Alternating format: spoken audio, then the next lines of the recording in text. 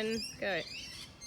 Lyle Shelton, at 53 years of age, is one of the best known figures in Australian politics and advocacy, where he has fought for what's right for more than 2 decades.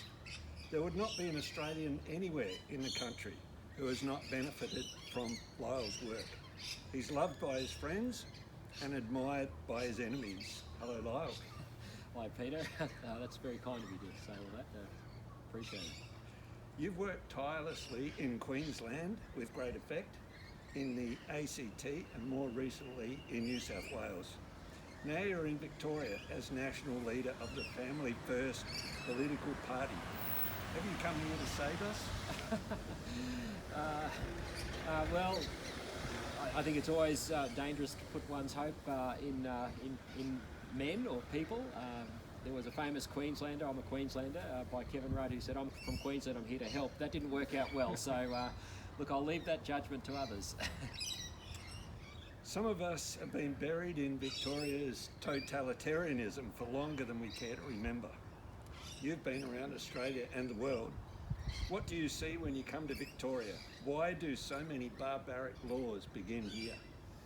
That's a really good question, and it's one which is concerning all of us as Australians, no matter where we live. And I think we've seen the influence of Daniel Andrews in particular, a very pernicious politician who has pursued a very anti-Christian agenda right from the time when he was health minister back here in 2008, leading the charge to decriminalise abortion and allow it right up until birth with no protections for women or for unborn babies, obviously. And we've seen his policy ideas spread right around the nation, whether it's that issue, whether it's the euthanasia issue that he had passed back in 2017, and now, of course, this so-called gay conversion therapy law, which even criminalises parents who want to have a conversation with a child who's suffering from confusion about his or her gender.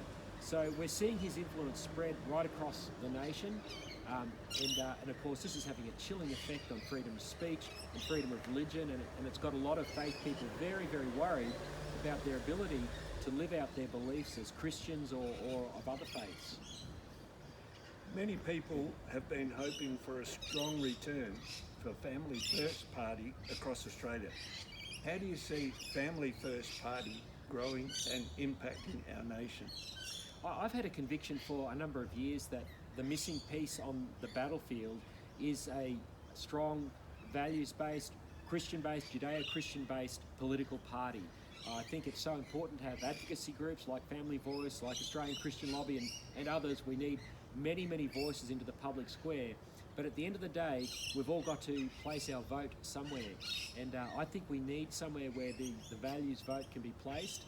And as Family First, we're seeking to provide that service to a constituency which I think goes beyond Christians, which goes beyond to many of our fellow Australians who just believe in mainstream views. And my hope and prayer and dream over time is as the party is rebuilt and reconstituted and rebirthed, that we'll be able to ensure that at every election in the future that people who believe in the family, believe in freedom, will have somewhere to place a vote with candidates who won't back down and who will be strong voices in the public square, not behind the scenes, in the public square. They're the sort of candidates we want to see raised up and in the parliaments right around this nation. Sounds great. Lastly, Lyle, it's just over 2 weeks until Victorian Election Day on the 26th. What should Victorians be praying for and doing over this time? How can we help you? I think we need to be really praying for political change in Victoria.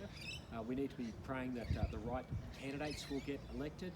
There are some very good candidates that are running for the Liberal Party, and I would encourage people to check those out and to support them. Obviously, our Family First candidates are high quality people. I'm proud of each one of them, and I'd encourage people to vote for them. And obviously, you can use your preferences to ensure that good people are elected. So we need to vote. We need to volunteer. We need lots of volunteers to help us on polling places. And if people want to do that, they can go to our website and sign up as a volunteer, and we'll make sure that they can be part of the army that helps bring about change.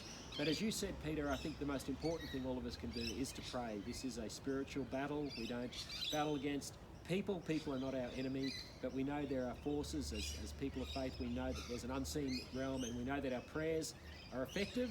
And I'd encourage everyone to be really praying, because this is a crucial moment, not just for Victoria, but for the nation. Sounds very good. Lyle Shelton is National Leader of the Family First political party here in Victoria to help us change Victoria for good. Thank you, Lyle. Thanks very much, Peter.